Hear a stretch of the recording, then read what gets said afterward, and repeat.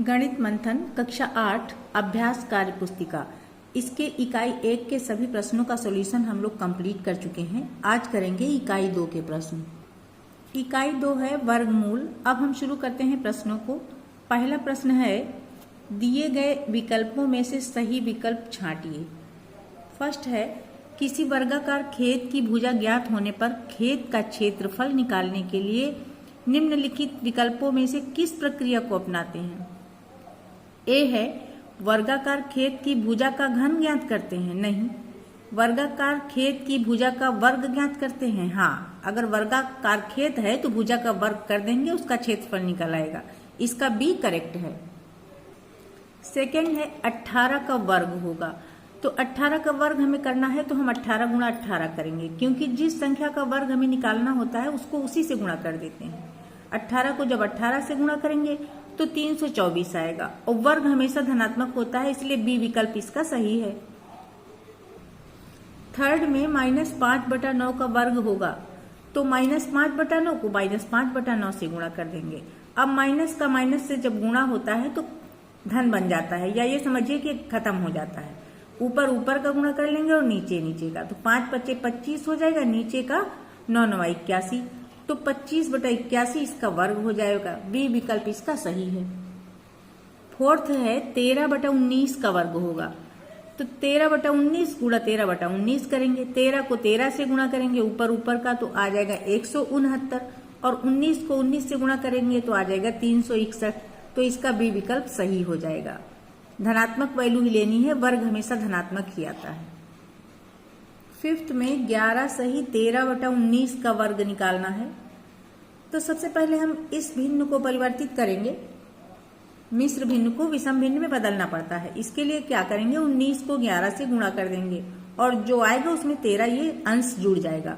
ये देखिए 19 × 11 + 13, और बटा 19 ही रहेगा, हर वही रहेगा। अब 19 × 11 किया तो 209 + 13/19 आया। अब इसको जोड़ा तो 222/19, इसका हम वर्ग कर लेंगे। इसका वर्ग करेंगे तो 222 को 222 से गुणा कर लेंगे, और नीचे 19 को 19 से गुणा कर लेंगे। ये देखिए 222/19 का वर्ग।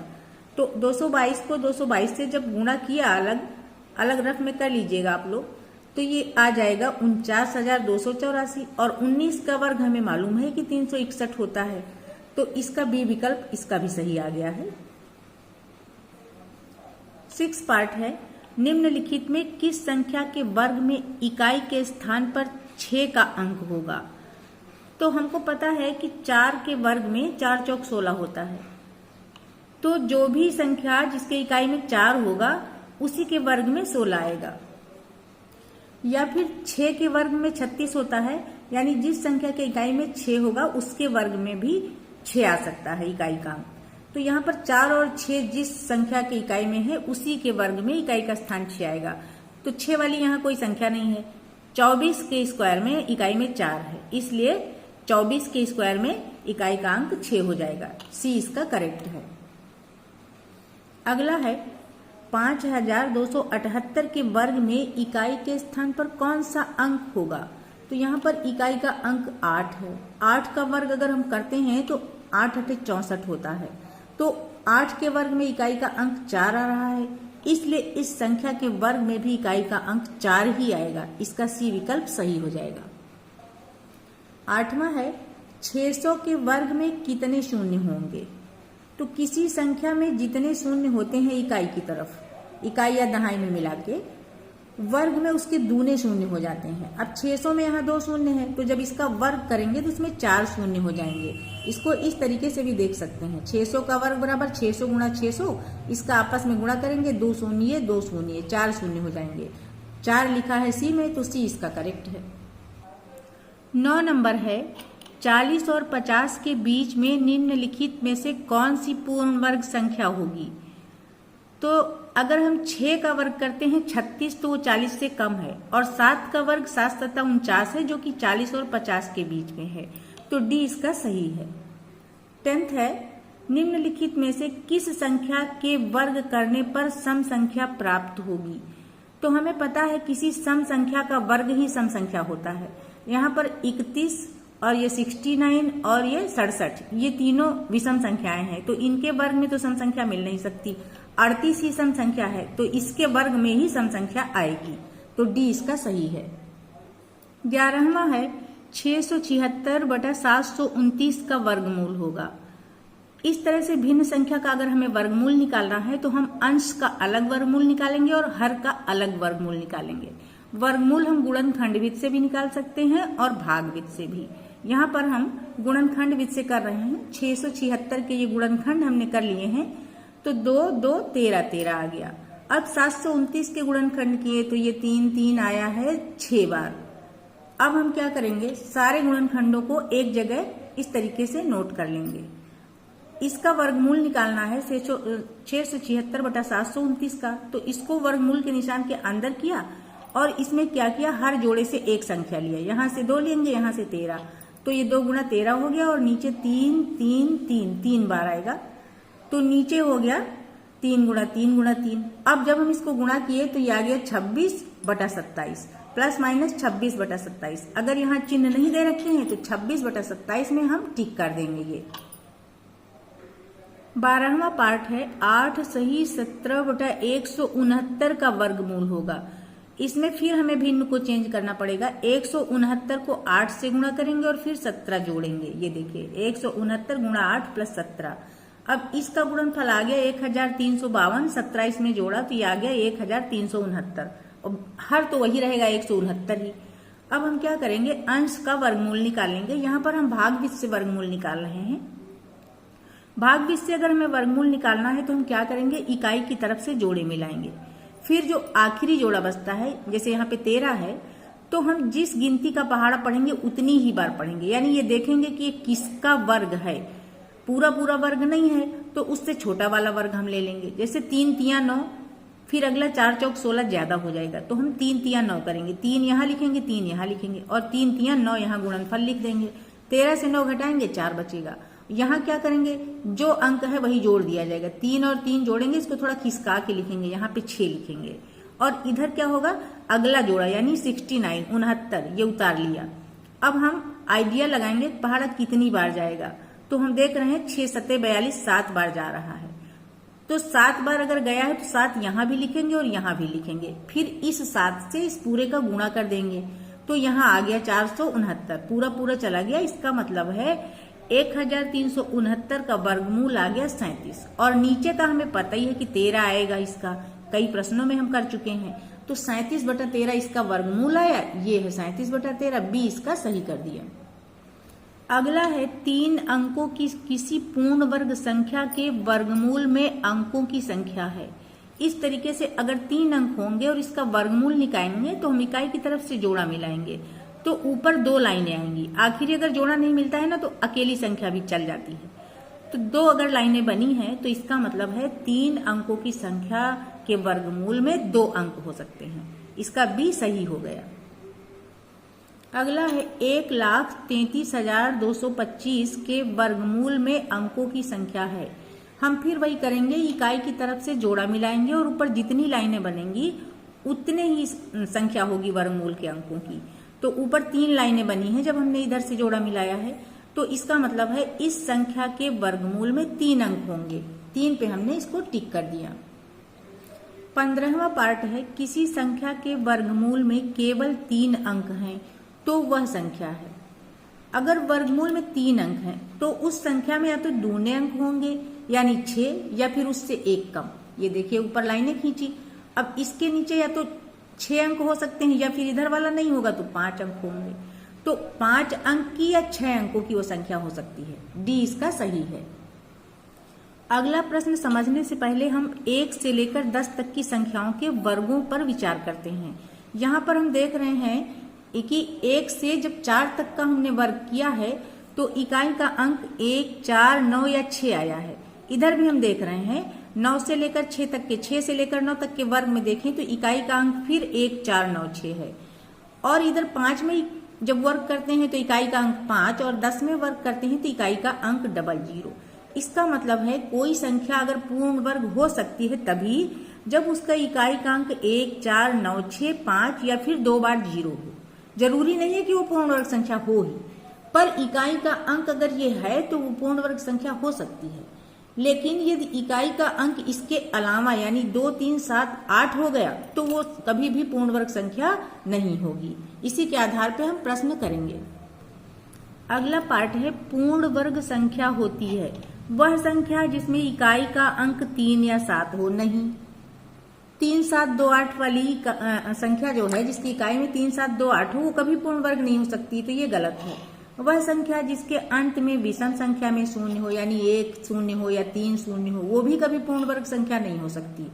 वह संख्या जिसके अंत में सम संख्या में शून्य हो यानी 2 शून्य, 4 शून्य, 6 शून्य वो पूर्ण वर्ग हो सकती है। जरूरी नहीं है कि पूर्ण वर्ग होती है, पूर्ण वर्ग संख्या हो सकती है। अगर यहाँ ये लिखा होता तो ये पार्ट इसका सही होता। वह संख्या जिसकी इकाई का अंक 2 हो वो भी पूर्ण वर्ग नहीं होगी, अभी हमने देख लिया है। अब हम अगला पार्ट देखते हैं। 18,225 किस संख्या का पूर्ण वर्ग होगा। यहाँ देखिए इकाई का अंक 5 है यानी जिस संख्या का ये पूर्ण वर्ग है उसके इकाई के अंक में 5 जरूर होगा। तो ये और ये तो हो नहीं सकता, या तो 135 है या फिर 125 है। अब हम 135 को 135 से गुणा करके उसका वर्ग निकाल करके चेक कर सकते हैं, या फिर एक नियम होता है वैदिक गणित का, उससे भी हम वर्ग करने का अभ्यास कर सकते हैं। 135 का 135 से जब आप गुणा करेंगे तो ये आ जाएगा 18,225, इसलिए इसका ए करेक्ट है। और अगर वैदिक गणित से करना चाहते हैं तो उसको भी सीख सकते हैं आप। इधर वाले अंक का हम वर्ग करेंगे, 5 × 5 = 25 के 5 हासिल आ गया 2। अब हम क्या करेंगे, 13 को 5 से गुणा करेंगे, 13 × 5 = 65, जितना आया उसको 2 से गुणा करेंगे, 65 दूनी 130 और 2 हासिल जोड़ेंगे तो 132 आ जाएगा।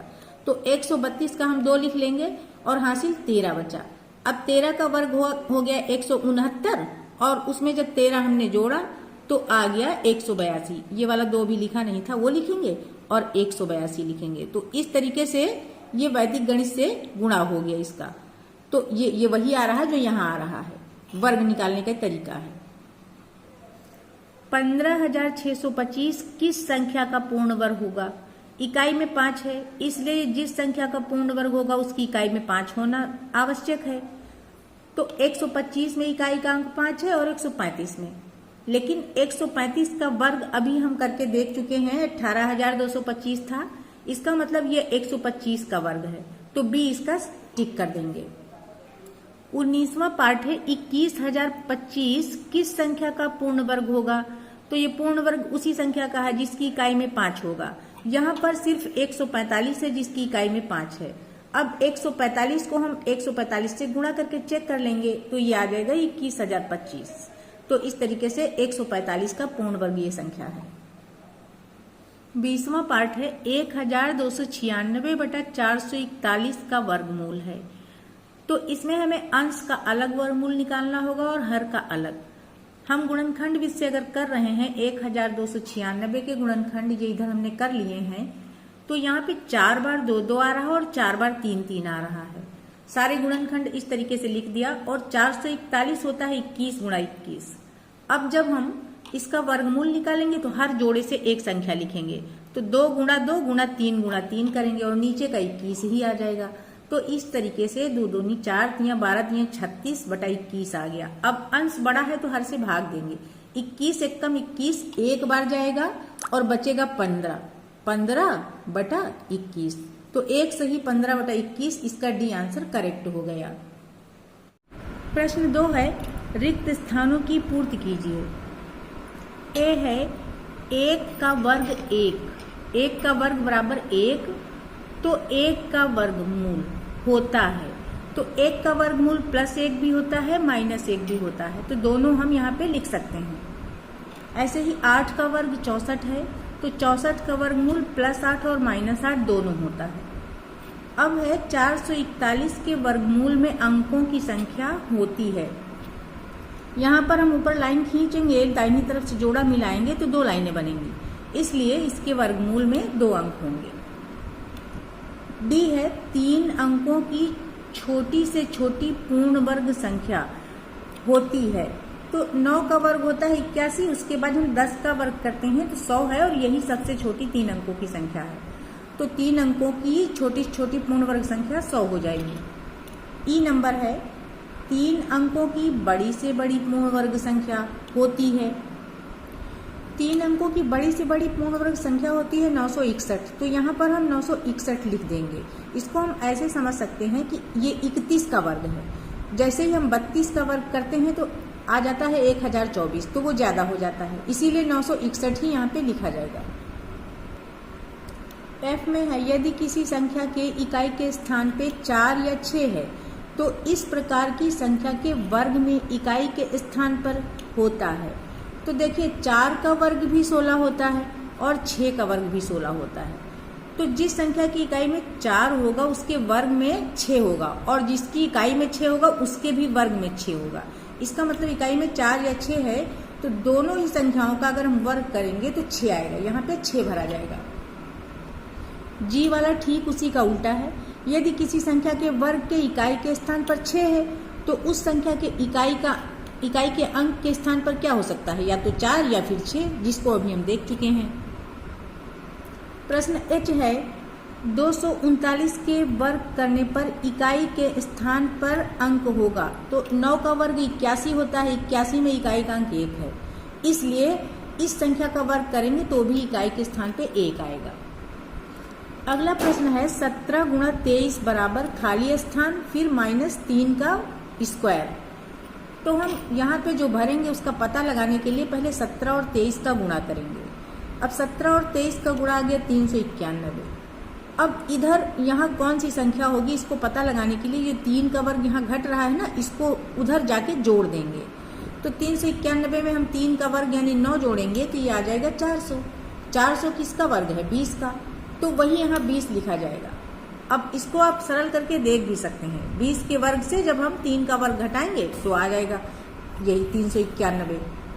लास्ट है जे नंबर, यदि 6 की घात x बराबर 1296 तो x की वैल्यू पता करनी है। हम क्या करेंगे, ये 1296 को 6 की घात में बदल देंगे, यानी इसके हम गुणनखंड करेंगे बार बार 6 से काट करके। तो इस तरीके से जब हमने 6 से काट करके इसके गुणनखंड किए तो 6 गुणा 6 इस तरह से 4 बार आया, यानी 6 की घात 4 आ गया। तो यहाँ पर हम क्या लिखेंगे, 6 की घात x बराबर 6 की घात 4। तो अब हम घातों की तुलना करेंगे तो x बराबर 4 आ जाएगा, यहाँ पे हम x की वैल्यू 4 भर देंगे। प्रश्न 3 है निम्नलिखित में सत्य के लिए सत्य तथा असत्य के लिए असत्य का निशान लगाइए। पहला है 1000 पूर्ण वर्ग संख्या है तो नहीं, क्योंकि पूर्ण वर्ग संख्या के लास्ट में अधिकतम 2 जीरो हो सकते हैं, इसको गलत का निशान लगा दिया। अगला है 31 का वर्ग 1521 होता है, ये भी गलत। अभी हमने देखा है 31 का वर्ग 961 होता है, तो इसको भी क्रॉस कर दिया।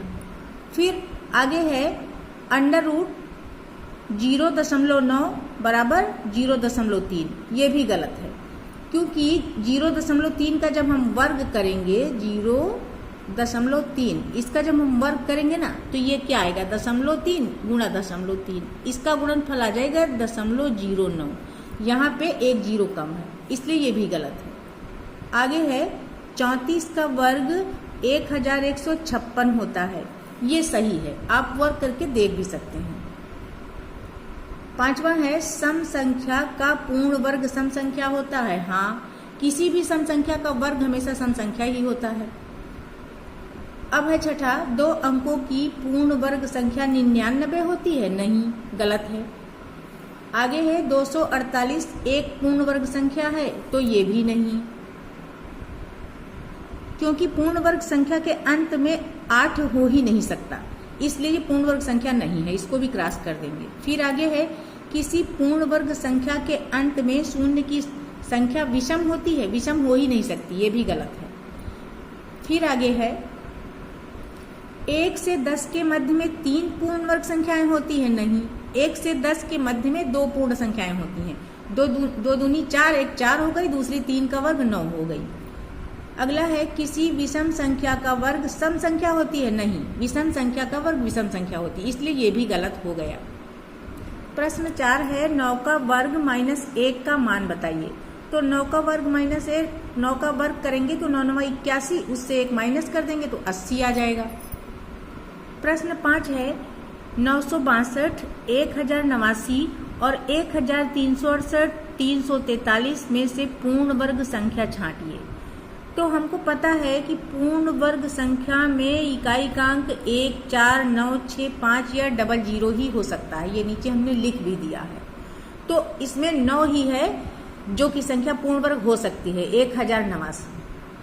अब इसको हम चेक करने के लिए इसका वर्गमूल भी निकाल सकते हैं या वैसे भी पुष्ट हम कर ही सकते हैं इसको, लेकिन फिर भी वर्गमूल निकाल लेंगे। तो 1089 का हम भाग विधि से वर्गमूल निकाल रहे हैं।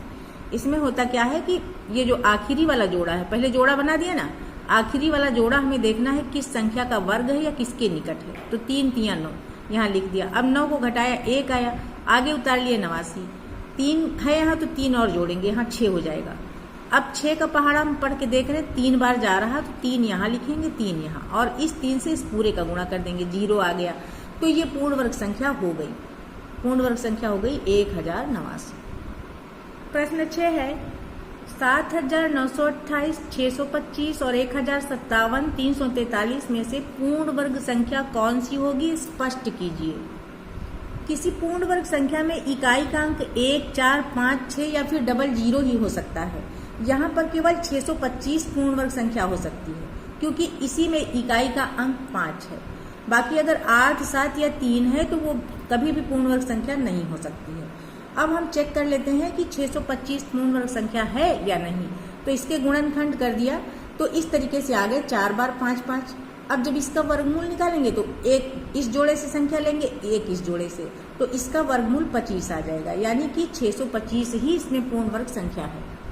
प्रश्न 7 है 1089 का गुणनखंड विधि से वर्गमूल ज्ञात कीजिए। अभी इसी प्रश्न को हम भाग विधि से कर चुके हैं, अब इसी को गुणनखंड विधि से कर लेंगे।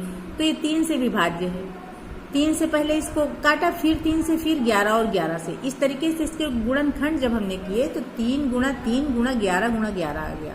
अब जब इसका वर्गमूल निकाल रहे हैं तो 1 इस जोड़े से संख्या लेंगे और 1 इस जोड़े से, 3 गुणा 11 इसका वर्गमूल हो गया 33, या फिर हम प्लस माइनस 33 दोनों लिख सकते हैं।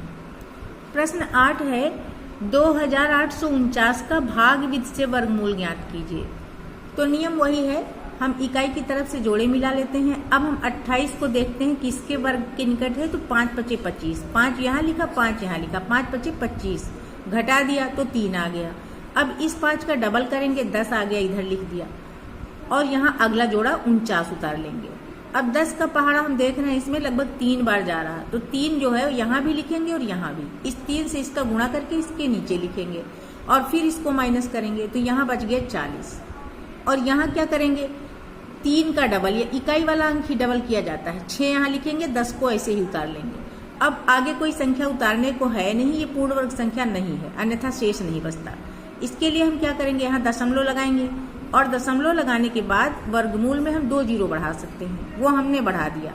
अब हम देख रहे हैं कि 3 बार जा रहा है पहाड़ा, तो 3 यहाँ लिखा और 3 यहाँ लिखा, 3 से गुणा करके यहाँ उतार दिया पूरा। अब फिर शेष बचेगा। इस तरह से हम इसको आगे बढ़ा सकते हैं, या फिर हम इतना ही आंसर दे सकते हैं, क्योंकि इसमें ये नहीं कहा गया है कि दशमलव के कितने स्थान तक वर्गमूल निकाला जाए। प्रश्न 9 में 12.96 का वर्गमूल भाग विधि से एवं गुणनखंड विधि से ज्ञात करना है। तो सबसे पहले हम इसका दशमलव हटाएंगे। जब हम दशमलव हटाएंगे तो दशमलव के नीचे अगर हमने 1 लिख दिया है तो इसके बाद 2 अंक हैं, 2 जीरो बनेंगे। तो देखिए 1 लिखा, उसके बाद 2 जीरो, यानी 1296 बटा 100 का वर्गमूल अब हमें निकालना है। 100 का वर्गमूल हम जानते हैं 10 होता है, अंश और हर का अलग अलग करना रहेगा। अब हम अंश का वर्गमूल निकाल लेंगे दोनों विधियों से। तो यहाँ पर हमने 1296 लिखा, इकाई की तरफ से जोड़े मिलाया। अब हम देख रहे हैं 3 3 9 जाएगा, क्योंकि 4 चौक 16 ज्यादा हो जाता है। अब घटाया तो यहाँ 3 बचा, अगला जोड़ा यहाँ उतारा 96, यहाँ 3 का डबल किया तो 6 आया। अब हम देख रहे हैं 6 का पहाड़ा 6 बार इसमें चला जाएगा, तो 6 यहाँ लिखेंगे और 6 यहाँ, फिर इस 6 से इसको गुणा करेंगे तो इसके नीचे आ गया 396, फिर माइनस किया तो 0 आ गया। तो इस तरीके से भाग विधि से हमने देखा वर्गमूल 36 आ गया। अब हमने इसके गुणनखंड कर लिए ये यहाँ से यहाँ तक। फिर क्या किया, सारे गुणनखंडों को एक साथ लिखा और जोड़ा बना लिया। अब जब हम इसका वर्गमूल निकालेंगे तो हर जोड़े से एक संख्या लेंगे, यहाँ से 2, यहाँ से 2, यहाँ से 3, यहाँ से 3। इस विधि से भी इसका वर्गमूल 36 आया। अब हमें वर्गमूल निकालना है 12.96 का। तो इसको हमने वर्गमूल के निशान के अंदर रखा जब, तो अंश का वर्गमूल 36 आया और हर का वर्गमूल आ गया 10। तो इस तरीके से 36/10 जो आया है इसको हम फिर से दशमलव में बदलेंगे। तो एक 0 है तो इकाई से एक अंक गिन के दशमलव लगा दिया, इसका वर्गमूल हुआ 3.6। आज के लिए इतना ही। वीडियो अधिक लंबा ना हो इसलिए आगे के प्रश्न देखिएगा अगले वीडियो में। Thank you.